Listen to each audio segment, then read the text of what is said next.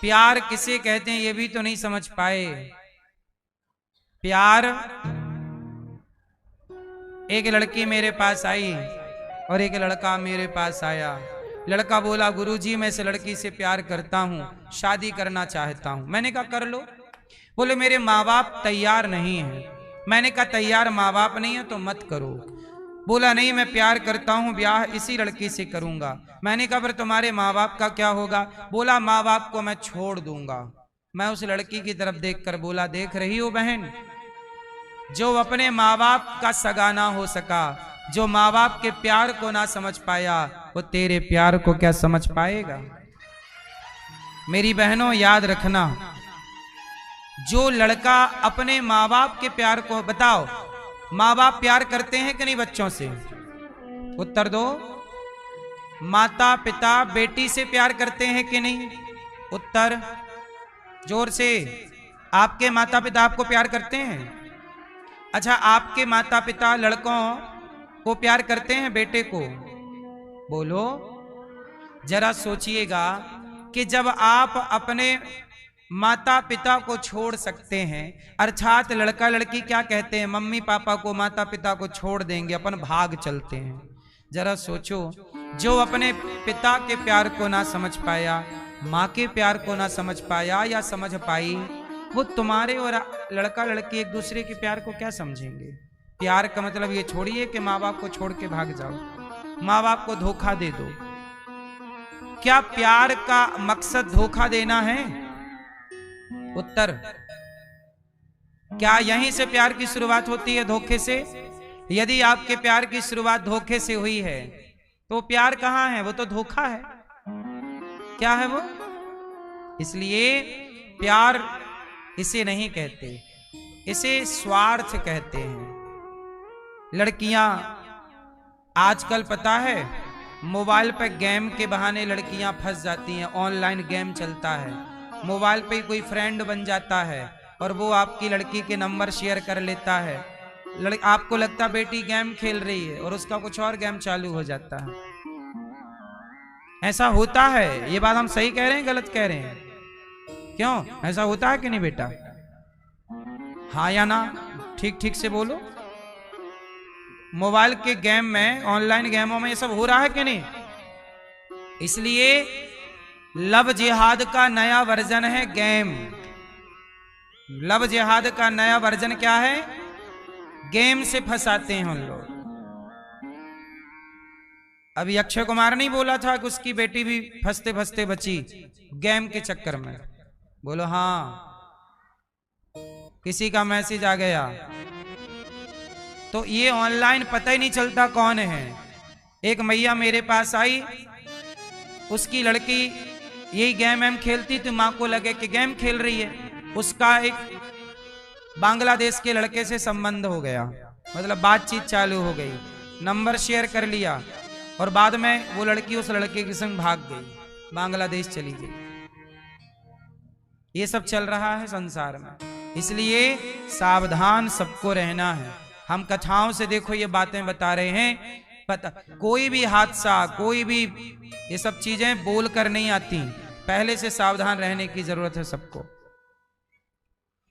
तो विवाह किसके लिए होना चाहिए?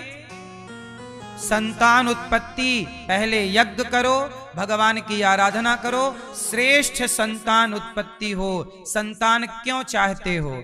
वंश बढ़े ये उद्देश्य नहीं है। हमने बेटा इसलिए पैदा नहीं किया कि वो अपना वंश बढ़ाए। 100 बच्चे पैदा करके क्या करेंगे? भगवान से कहते हैं प्रभु एक ही ऐसी संतान देना जो राष्ट्र की सेवा करे, समाज के काम आए। यदि आपके बच्चे हैं और वो किसी के काम ही नहीं आए तो बच्चों के होने का अर्थ क्या है? इसलिए जो समाज के कल्याण के लिए काम करे वही संतान संतान है। जननी जने तो भक्त जने, या दाता या सूर, वरना तो बंध्या भली, काहे गवावे नूर। तो राम जी का विवाह हुआ और राम जी अयोध्या जी आए और राम जी को राजा बनाने के लिए दशरथ जी ने घोषणा कर दी। कल राम जी क्या बनेंगे? जोर से, राजा। और जब कल आया तो राम जी राजा बने कि वनवास गए? जोर से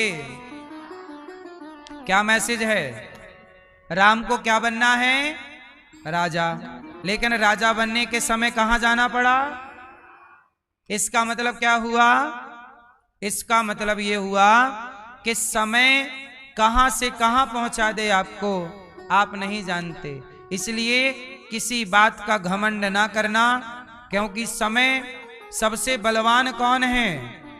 समय बलवान है।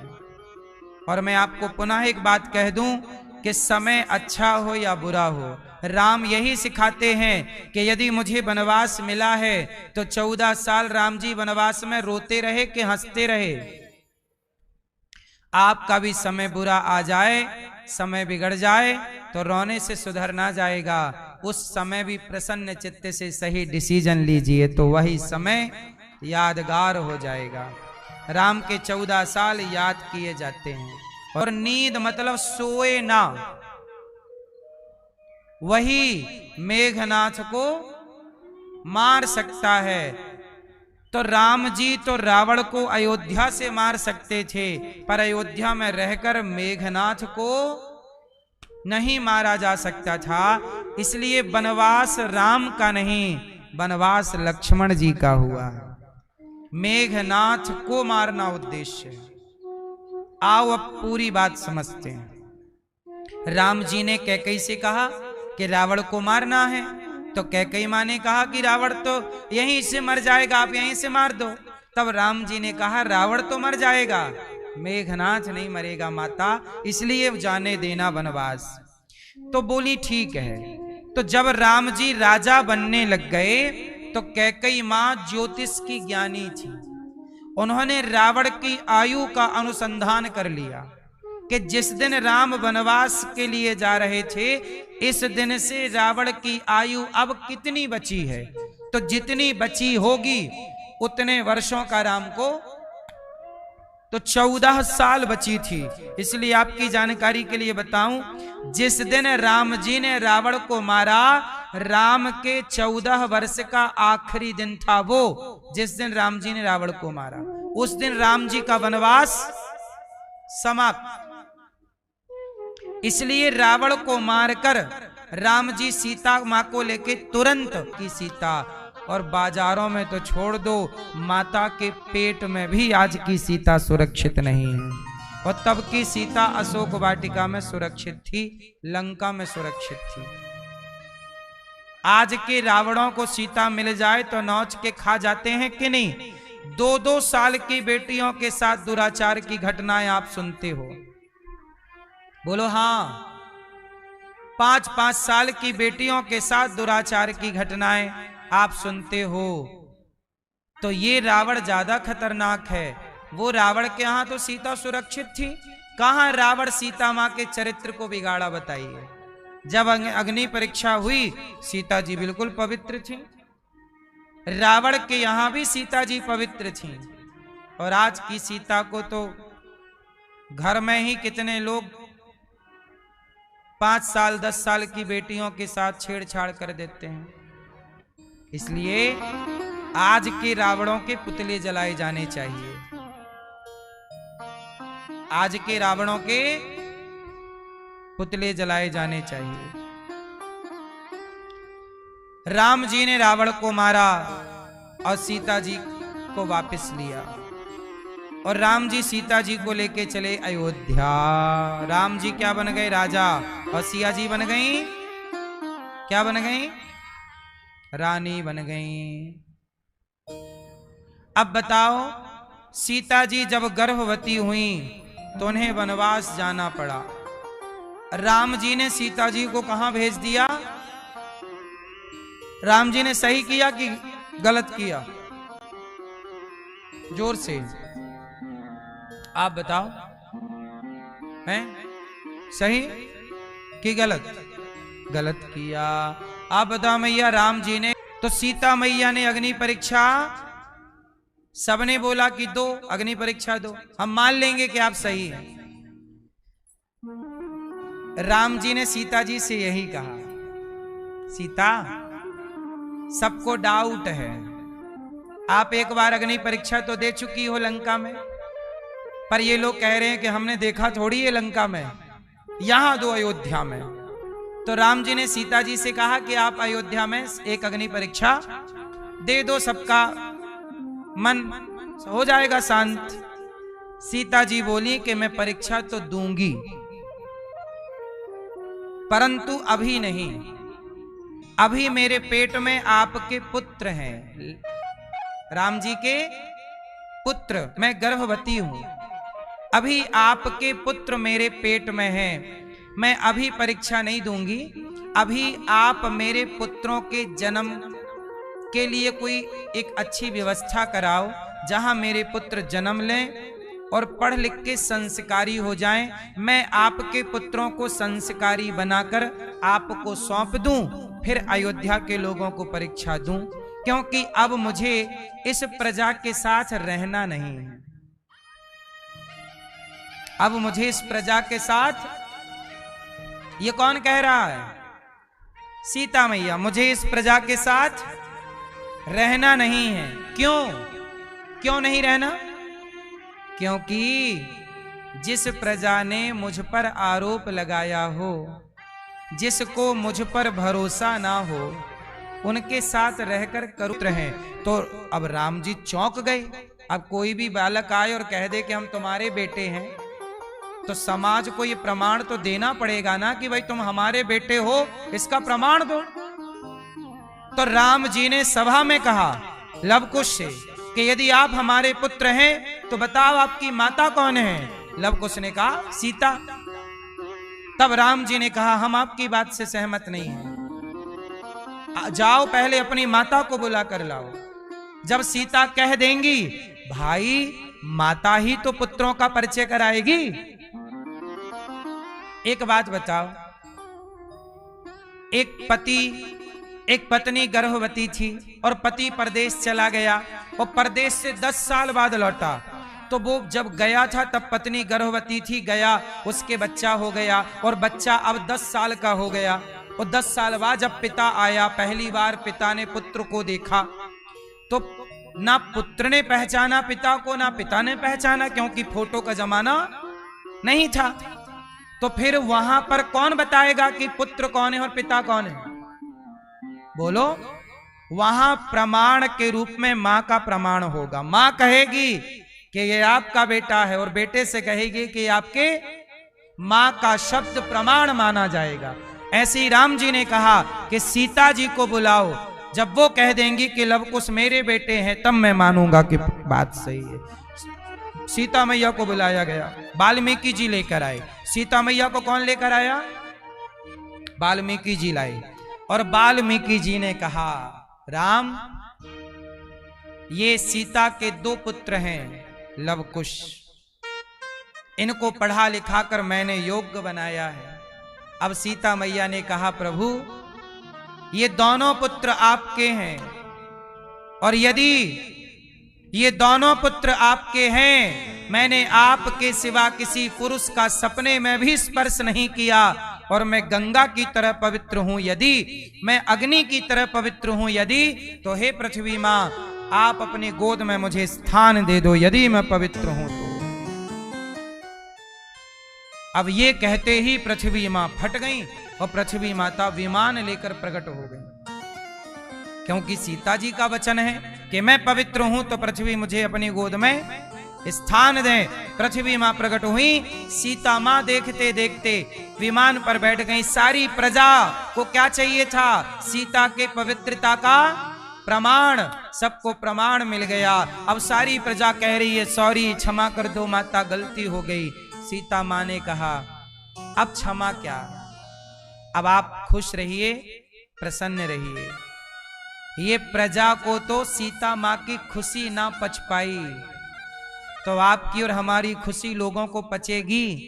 आज लोग परेशान इसलिए हैं कि आप खुश हैं। राम सीता की खुशी जमाने को ना पची, तो आपकी हमारी खुशी जमाने को क्या पचेगी। इसलिए सीता जी समा गई। अब पूरी कथा आपने समझ ली। अब मुझे बताओ कि सीता माता के वनवास में दोषी राम है या नहीं? कौन है? बोलो कौन? दोषी हैं वो लोग जो बिना विचारे उंगली उठा देते हैं। दोषी हैं वो लोग जो बिना विचारे चरित्र पर लांछन लगा देते हैं। इसलिए कहता हूं कुछ बोलने के पहले विचार जरूर किया करो। किसी के लिए भी कुछ भी ना बोला करो। आप तो बोलकर भूल जाएंगे, बोलकर सो जाएंगे, पर जिसके लिए बोला है क्या उसे नींद आ रही होगी? क्या उसे प्रसन्नता हो रही होगी? बेवजह अपनी वाणी से किसी का दिल क्यों दुखाते हो? समाज के बोलने के कारण सीता जी राम से अलग हो गई, पति पत्नी को अलग कर दिया लोगों ने। और दोष किस पर आता है? आज इस घटना को घटे लाखों साल हो गए। ये राम के सीता जी के साथ ये घटना घटी लाखों साल हो गए, त्रेता की घटना है। आज तक लोग राम को ही दोषी ठहराते हैं। उन लोगों को दोषी नहीं ठहराते जिन लोगों के कारण सीता जी का, राम जी ने संदेह नहीं किया सीता माता पर, लोगों ने संदेह किया। गलती किसकी है? लोगों की। लेकिन गलती लोगों की लोग ना मानकर किसे गलत कहते हैं? राम ने गलत किया। राम ने वनवास क्यों भेजा अपनी पत्नी को? अरे राम राजा है और राजा का धर्म है वो प्रजा की बात सुने। नहीं सुनेंगे तो भी तो लोग कहेंगे प्रजा की बात सुनता ही नहीं राजा। इसलिए मेरी मां, राम होना इतना सरल नहीं है जितना आप समझते हैं। मर्यादा का पालन इतना भी सरल नहीं। मर्यादा का पालन करते करते करते करते राम आज भी अनपढ़ गंवार लोग जिन्हें रत्ती भर कुछ नहीं आता धर्म का बोध, वो भी राम को गलत कहने में हिचकिचाते नहीं। इसलिए कहता हूं राम को पढ़ो, राम को सुनो, सत्संग करो। राम भगवान है और भगवान इन्होंने कहा कभी गलती नहीं करते। इसलिए कहता हूं थोड़ी सी चर्चा राम की अपने बच्चों को जरूर सुनाया करो, थोड़ा सत्संग जरूर कराया करो, ठीक है। आज राम नवमी है। जीवन में राम ने यही सिखाया है कि समाज की सेवा करो। इसलिए ये दास राम के रास्ते पर चल रहा है। राम जी ने उस जटायु पक्षी का दर्द समझा। आप लोग पक्षियों को मार के खा जाते हैं, आप लोग मतलब जो लोग खाते हैं, लोग पक्षी मार के खा जाते हैं। राम जी ने उस पक्षी जटायु का भी सम्मान किया, अंतिम संस्कार किया। राम ने तो पक्षियों का भी सम्मान करना सिखाया है।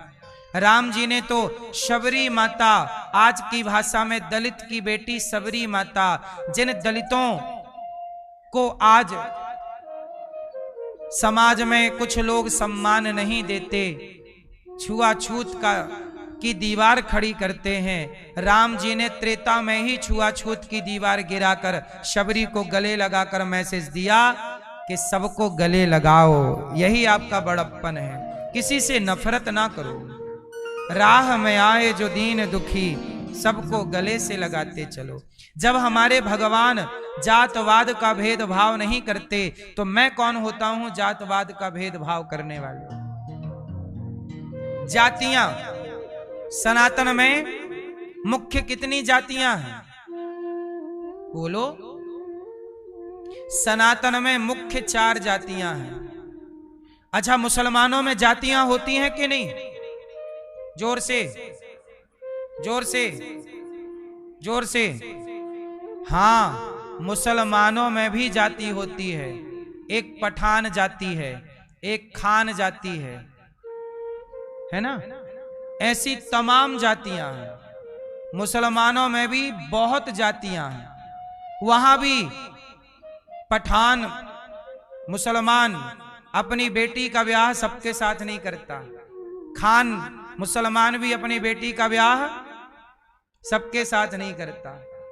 वहां भी जातियां हैं। पर सनातन को बदनाम करने के लिए यहां की जातियों को ज्यादा हाईलाइट किया जाता है। आज मैं आपको एक छोटी सी बात और समझा दूं। हमारे सनातन में कितनी जातियां हैं? जोर से मैया सुन रही हो ना? सनातन की कितनी जातियां हैं? मुख्य 4। एक जाति है ब्राह्मण, एक जाति है क्षत्रिय, एक वैश्य और एक शूद्र। और ये जाति क्या? ये व्यवस्था है। ब्राह्मण कोई जाति नहीं है, ब्राह्मण एक व्यवस्था है, क्षत्रिय एक व्यवस्था है, वैश्य एक व्यवस्था है और शूद्र एक क्या है? समाज की व्यवस्था तो बनानी पड़ेगी। तो हमारे पूर्वजों ने सनातन को 4 भागों में डिवाइड किया। कुछ काम ब्राह्मण को दे दिए, कुछ काम क्षत्रिय को, कुछ काम वैश्य को, कुछ काम शूद्र को, ताकि अपने अपने काम को करो और व्यवस्था बनी रहे। एक ही। अच्छा ये बताओ, ब्राह्मण के पिता का नाम क्या है? भैया बताओ, ब्राह्मण के पिता का नाम? आपके पिता का नाम कौन है? ब्राह्मण के पिता है? नहीं? चलो बताओ, क्षत्रिय के पिता का नाम? वैश्य के पिता का नाम? सुनो।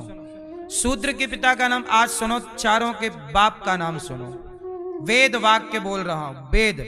हमारे वेद कह रहे हैं कि चारों का पिता कौन है। सुनो। ब्राह्मणोस्य मुखमासीद बाहु राजन्यः कृताः ऊरु तदस्य जद वैश्यः पदभ्यांगुं शूद्रो अजायत। ये वेद वाक्य है। ब्राह्मण भगवान श्रीमन्नारायण के मुख से प्रकट हुआ। मतलब ब्राह्मण के पिता कौन? भगवान नारायण। हाँ या ना? सुनो। क्षत्रिय भगवान नारायण की जोर से भुजा से, और वैश्य भगवान नारायण के